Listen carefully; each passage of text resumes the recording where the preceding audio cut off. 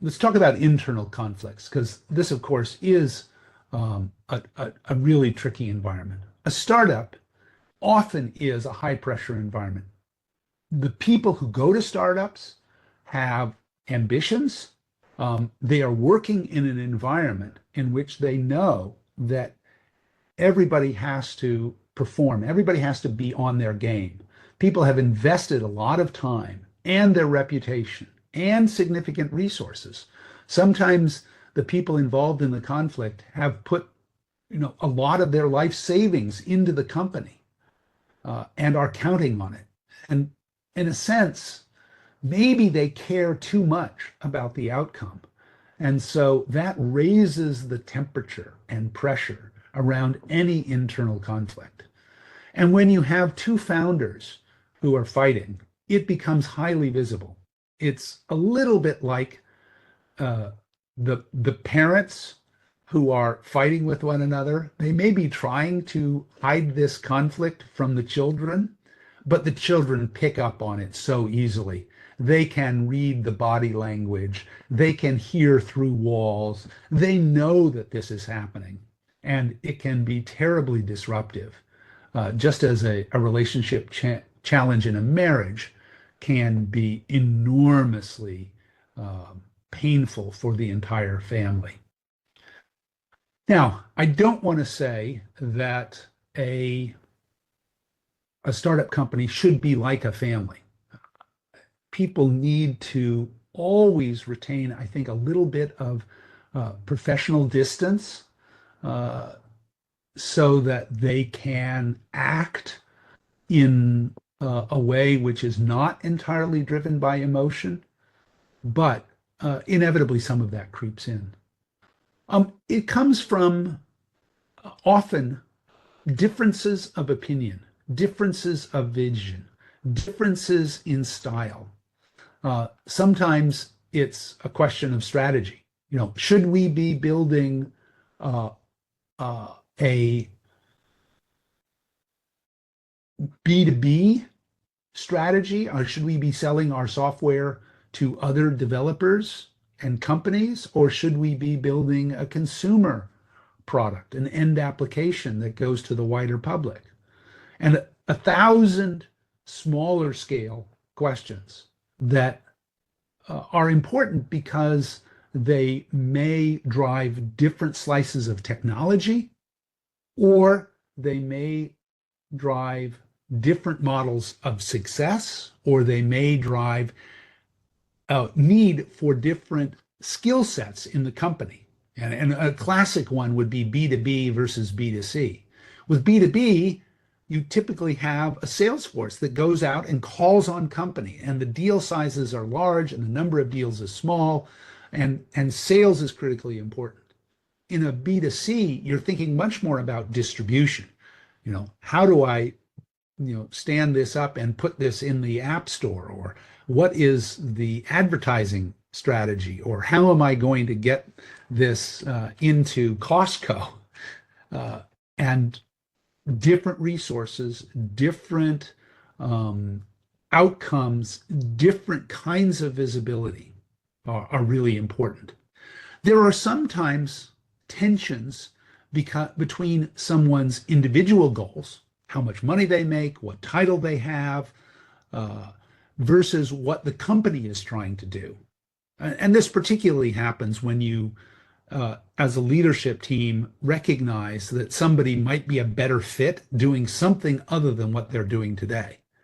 That you're asking somebody to move from um, architecture into engineering leadership, or vice versa, or you're asking somebody to move from sales into post-sales support, or you're asking somebody to move from marketing into sales. All of those are things where it might be in the interests of the company, but it might be in conflict with the individual vision. The biggest of these, and I can say from personal experience, is when you say, well, I think we need to go in another direction with this for the CEO. And if you had in your heart the goal of being Mark Zuckerberg or Bill Gates, uh, then you might be really disappointed if your other founders or your board of directors says, this really isn't the thing that seems to be the best use of your skills. You should do something else. Sometimes you should do something else within the company.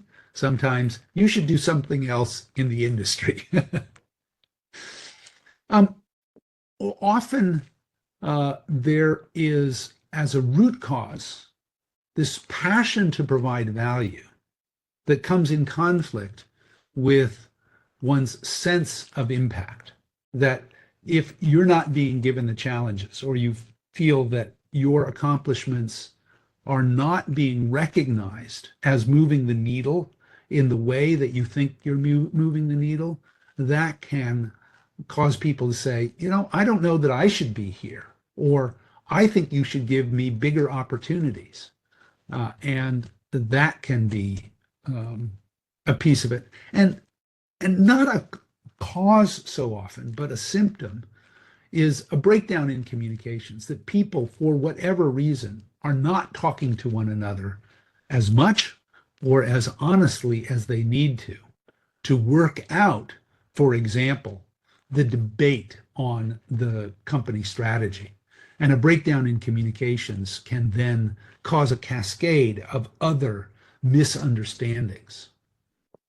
So, of course, you're all grown-ups and you all have been in conflicts with other people, and you know both the dynamics of conflicts and your own particular style in the presence of conflicts. Some people retreat, some people get very aggressive, some people get super rational, some people get super emotional. Everybody's different, and there's no good or bad answer in terms of how your personality affects what is happening in dealing with an internal conflict. But there is some general guidance about how to deal with it. First of all, go slow, take a breather, stop and think. Don't just start talking. And most of all, don't just start yelling. Don't retreat and pretend that it didn't happen, but go and gather insights, both in your own cognitive process and by talking to other people, especially people who you think have both some insight and some maturity to help you understand what's going on. But don't wait too long. It doesn't take long to figure out what's going on. You can talk to people over the course of a few days and understand a lot. But going off for a month can cause some of these conflicts to really fester and get worse. Create space for differences of opinion. Understand that you may have a particular opinion, but work hard to understand that there are multiple perspectives on almost any issue, on strategy, on people, on what's the root cause of our failure to close business. And you want to get as much of a bird's eye view as possible of the range of possibilities, so that you're considering them as dispassionately as possible. You may get significant benefit from setting up overt, live, ideally face-to-face discussions with the most involved people. You want to keep that circle of conversation as small as possible, because people will talk differently about their own perspective, their own opinions in a circle of 3 people than they would in a circle of 10. And they'll talk differently in a circle of 10 than they would in front of the 25 people of the whole population of the company. And if you want a degree of honesty, you want to constrain that and make it as tight as possible. You want to get all of the perspectives involved. So that sets the minimum size of discussion, but you want to do very little more than that. You don't want to make it too big. You may get help from outsiders. You may have personal mentors, you may have overt official mentors and coaches. At Tensilica, I had really good help from a professional coach at the time that I was dealing with the conflict between Bernie and I. And that was quite helpful. The board of directors sometimes has people on it who are good as mentors. Not all of them. You know, sometimes board members are uh, uh, play act a degree of decisiveness. Just do it. You know, just fire them. Just hire them. Just make this change. And don't really spend time on the nuances of the issue. But some of them are very wise people and can help you a lot. So finding those outside mentors is important. Once you get the people together and once you make a decision about which way to go forward, agree on the story, communicate it clearly to the rest of the company. We're going to end this product line. This person is going to leave. I'm going to step over to this other position, whatever it is. Communicate those decisions clearly to the rest of the company and the other people who need to know. If you have a big customer, one big customer, and you're making a significant change that could affect their perception of the company or what the company is planning to deliver, you should talk to them as well so that they don't find out about it through the grapevine. And sometimes the process of discovering what to do about an internal conflict gives you bigger ideas about the strengths and weaknesses of the company and the product strategy. And even if the crisis, the conflict is not about a specific one of those, it isn't about team skills or it isn't about the product roadmap. You may be learning things about those other related topics that you can start to move on. And people will respect you for that. Nobody imagines that there is an absence of conflict or disagreements in a company. People will respect you if you're working hard to deal and take action. In that sense, a company is not like a family. A family may exist on an illusion of everyone is in love with everybody else. Companies are not usually built on love. They're built on making good business decisions and good technical decisions.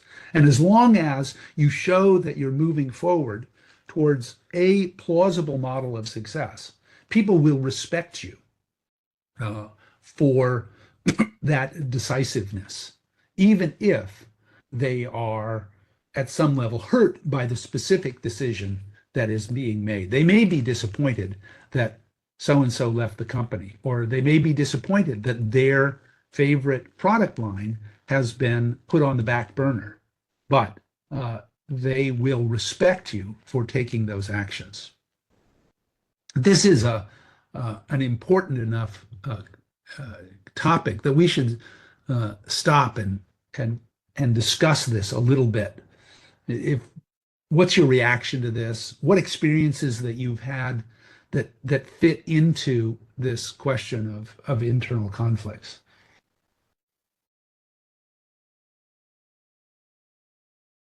Any hands? Any questions?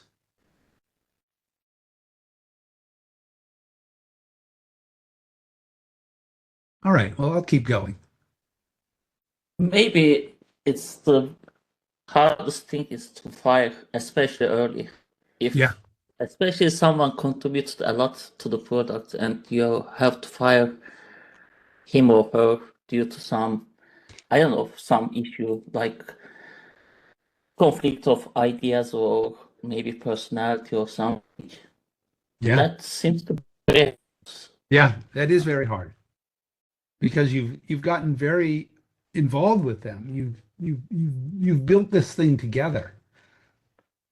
But you have to just make that judgment that sometimes that the pain of trying to go on together, the friction that slows things down from going on together is worse than the pain of not having that person on the team. And in that case, how do you make that decision? Like, say you are just maybe 6 person or five, something like in that order. yeah. So you have to talk with everyone else before firing him, get their opinion and their confirmation that this decision should be made. If it's 6 people, maybe. I mean, you have to then consider what is the seniority, the role, the the importance of those decisions. But one of the things you usually find in a startup is that while you want to bring everybody along in their understanding, you want to listen to everybody. It's not a democracy. There are some people who are more responsible than others. So there is usually a leader or a leadership pair or maybe 3 people who are the key decision makers and who have ultimate responsibility for the success or failure of the company. And the opinions of those people, and presumably the quality of judgment of those people, far exceeds that of other people on the team. And so you need to consider who really needs to be part of the decision. It isn't about the optics of everybody agreeing. It's, did you get to the right answer?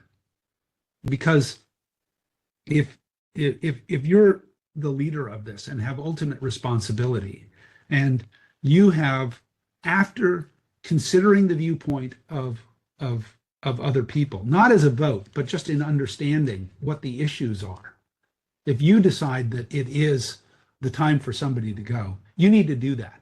Even if they're very popular, even if they have a significant following in the company, and maybe even if the majority of the population will be disappointed by it. If you're fundamentally convinced that the company will be better off going the other direction, for example, in firing this person, you need to do that. Because the company as a whole is not equally responsible for the outcome. The leadership is responsible for the outcome. So the leadership needs to make that decision. Now, you could have a situation where there are 6 people who make up the leadership, and they are more or less co-equal. So it is possible that you take the temperature, or the 6 people reach a consensus about it, but it is pretty rare that you would have 6 people who are all at the same level of responsibility. And so usually it is one person or just a small handful of people who have ultimate responsibility and have to deal with the consequences of the decision going either way. Chris, If it's I have just, oh, sorry, Yeah. go ahead. Okay, I was go. just, Let me go, and then I'll give you a chance. So I've had an experience where I've seen that the executive team at a company was being managed up to really effectively by people, and a lot of blame shifting and palace politics kind of stuff. Mhm. And so that the people for whom, is sort of like responsible, like it was like took all the credit and dodged all the blame kind of things were happening a lot. And a lot of the key people in the company started leaving. And so I guess this is like a variation on the theme here, but I guess I'm wondering what you think about how does one avoid being that CEO that is managed up too effectively and does not like have an accurate picture of what's actually going on. Yeah, right. I mean, that's a good point. Sometimes, uh, if the leader surrounds themselves with ambitious people with their own agendas and doesn't find a way to look through that carefully managed environment that others are creating for them, they will get a misleading view. And this this can happen pretty easily. And so the CEO needs to be savvy enough to recognize that they're being managed and discount some of what is happening, and find additional sources of insight. It may be that the head of sales is telling you that everything is great. That CEO had better be talking to customers and talking to individual salespeople to find out what's really going on. To some extent, the numbers don't lie. In that case, if the head of sales is saying, the things are just fine, but the numbers don't come in, that tells a story. More likely the head of sales is going to be saying, well, the problem is the product. Clearly the product is no good. That's the reason why it doesn't sell. And the head of the organization needs to go figure out for themselves, is the product really competitive, or is the problem that the sales organization is not equipped to sell the product? And that doesn't mean it's a problem with the VP of sales. It could be that you've turned the sales over to the sales organization too early in the maturity of the product and the maturity of the whole process. And the problem is that the CEO isn't spending enough time selling. So you have to go in and look past these carefully managed pictures that are being presented. And usually when you have that sort of a situation where the CEO is over managed by their subordinates, that's a potential sign of weakness of that CEO. And if the board of directors has one job, it's to oversee the CEO and decide if the CEO is the problem with why the company is not progressing the way it somehow ought to. And maybe that's where the change needs to happen. But I think the number one thing for leadership is to develop a diverse view of what's actually happening beyond what they hear from here inside the walls of the palace. Yeah, thank you. Was there another question? Did I hear a follow-up, Yusuf? Yeah, I was interested in this small team scenario where maybe firing someone will demotivate everything. Even if your decision is correct and this person should be fired, how to make it such that the other peoples are not demotivated? Because sometimes this person can be really technically good, or maybe some other people also share their view of the future of the company. Yeah, it's a hard question.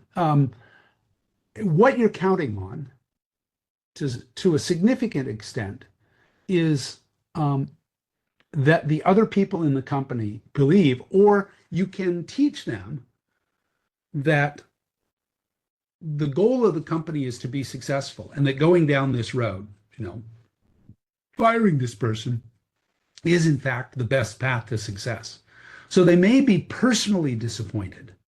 They may be good friends with that person. They may have deep respect for that person's technical capabilities, but you're asking them to understand that the value, the potential in the company goes beyond that one person, and that in fact that having that person moved out of the organization will create opportunities for success that wouldn't happen otherwise.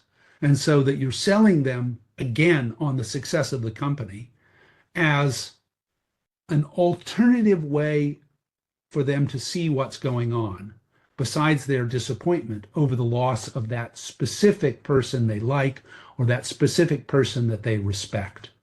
And so it's a tricky issue because, sometimes company success seems so abstract.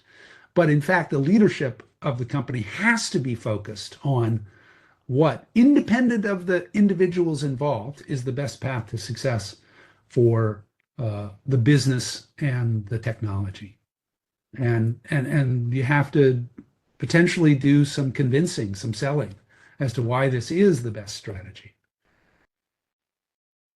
Let me go on.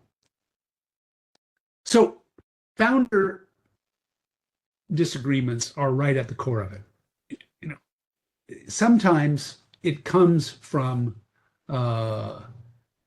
getting clear on roles. Sometimes it's tied to equity. And often in a startup, a founder gets significant equity, but they may not, as the company evolves, have a very prominent role. And that's okay. People understand that. People understand that early founders, even if they're not in a senior position, get reasonable, often disproportionate equity stake in the company. There are nuances, there are conflicts that come when you have senior people who come a little later, who think that they should be getting equity like the original founders, or who think that their title should give them founder-like shares. And that's only partly true. Certainly, if you're hiring very senior people, you can ask the question, well, what would they have gotten if they had been a founder of this company? You say, okay, well, that's one data point. But you can't turn back the clock. There is significant equity entitlement that comes from being the first one to jump in the water. That first penguin who dives off the ice into the sea deserves more equity than a penguin that comes along later and says, well, I jumped in the water just like the first guy. Well, but you didn't. You didn't jump in when it was super, super high risk and uncertain. You knew more about the prospects for the company when you got on board. So the risk premium that you're entitled to is less. And these conflicts about roles and about equity are tricky, because some people think that their equity should entitle them to a bigger role, and some people think their bigger role should entitle them to more equity. And you got to keep those separated. There are other common conflicts. What's the workload? Who's working the hardest? Who's staying the latest? Who's working on the weekends? That can affect perceptions. There's often conflicts about strategic directions. People are in different financial stress. Often working for a startup is a financial sacrifice. They're not making as much money as they might have made in terms of current compensation as at a large company. They may have put a lot of savings into the company, directly or indirectly. They may just be worrying about the overall cash flow of the company. There may be differences in performance. Some people are simply accomplishing more than another. What are the signs of trouble? Silent disagreements, issues that don't get discussed, but are always the unspoken context when people get together and talk. If there are recurring delays, the product is slipping, sales are slipping, these are signs of trouble. What's the toolkit for resolution? Try to talk it through. Try to identify what the root cause is. Talk regularly. Set reasonable objectives.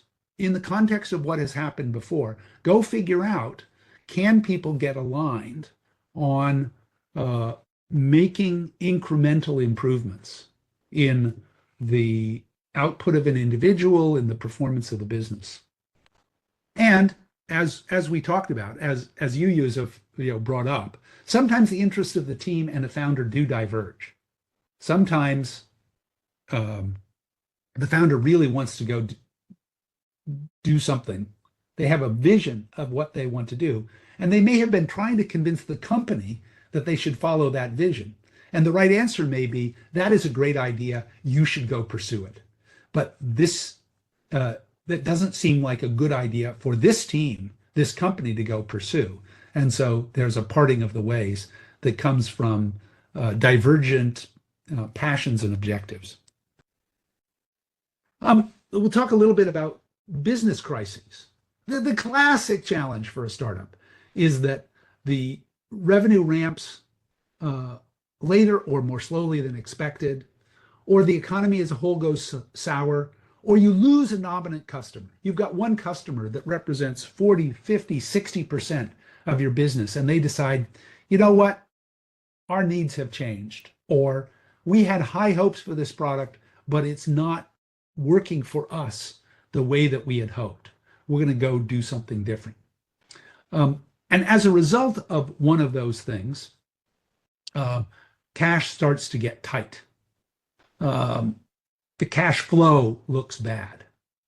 Now, it's easy to blame the economy because the economy always has something going on that makes it a good scapegoat.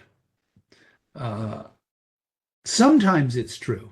I remember at Babel Labs, at the very beginning of the pandemic, people were sending everybody home from work, and they didn't know whether they would be operating for some months to come.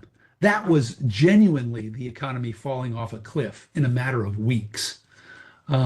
Usually, though, in a startup, the economy is always big enough for you to go find $1 million worth of business.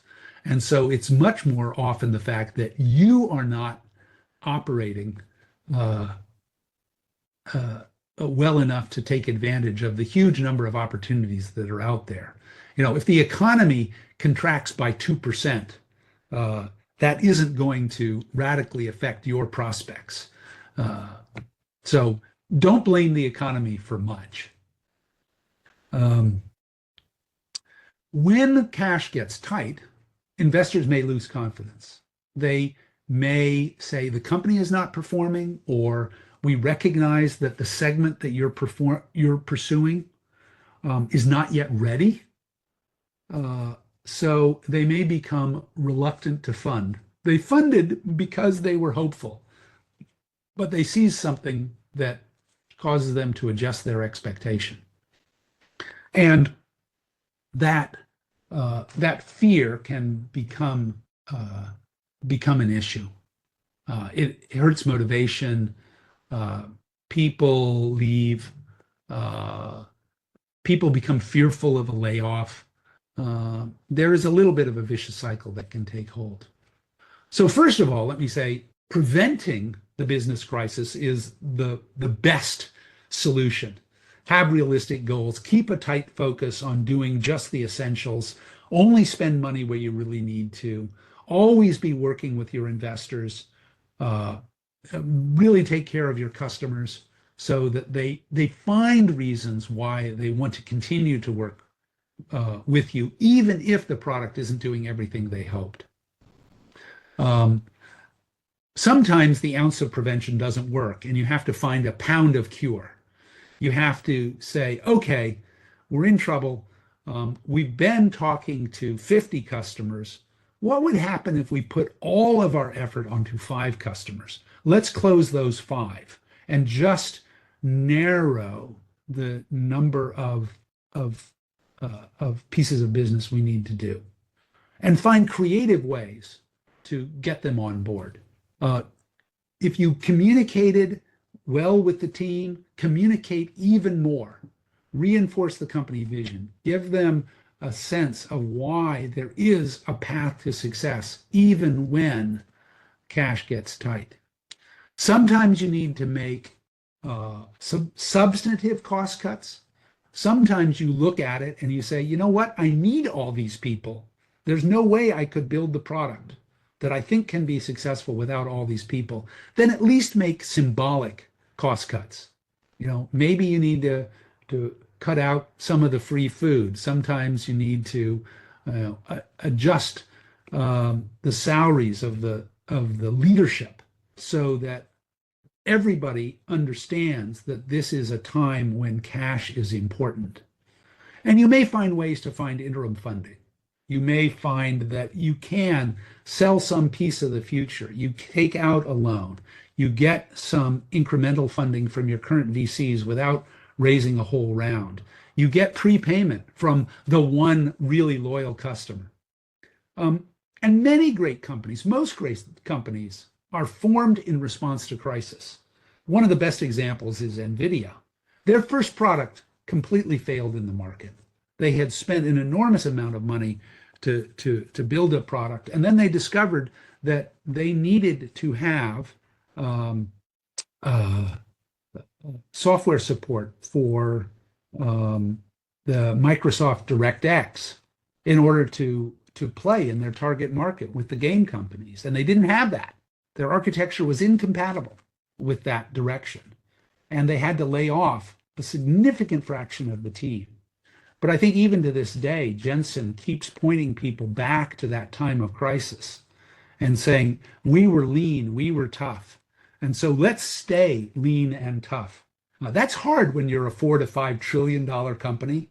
It's too easy for people in the company to say, oh, we've got all the money in the world, because in some sense they do. But in order to keep from getting fat and lazy, reminders back to those times when the company was tough and lean is really valuable. Sometimes you have product failures. A big customer is counting on your product, and late in the development cycle or after the product is shipped, it fails in a serious way, and there's no quick or easy fix. What happens? A set of things. You commit the company to fix it.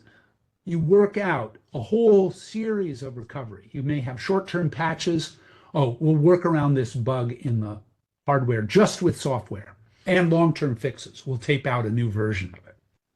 Be very open with your understanding of the problem with that customer. Do a thorough analysis. Bring them along. Help them understand what was the immediate cause of the problem and what was the methodological problem that led to this failure in whatever your validation or QA process was. And implement systematic process changes. In the case of Synopsys, just before I arrived there, as I was arriving there, they had launched this piece of semiconductor IP, a USB controller design. And it turned out, once it got into the customers, it was full of bugs. And Synopsys was very systematic in owning the problem, in working closely with the customers to go find fixes, some short-term, some long-term, and in fact wrote a whole methodology manual for digital IP design, which became a bestseller. So the response became a signature example of how Synopsys regained leadership on the question of IP quality. So it really can be an opportunity, but you have to be very open, very quick, very thorough in responding to it and involve the customer in a big way. And if you suspect that other customers may be affected by it, go talk to them. It's so much better for you to tell the customer they have a bug than for the customer to tell you you have a bug. Customers are absolutely livid if they find out that you knew they had a bug and you didn't tell them. Nothing will break relationship like that. So avoid a situation where you know something about the failures in your customer's product that you don't talk about. So it really is a commitment to how you think about customers. If you can pull it off, it can help your reputation with customers. Everybody understands there are bugs. They hope there aren't, but they're realistic about it if you have an errata list or if you have to ship a patch. It's how you do it, not the fact that you have to do it, that really matters.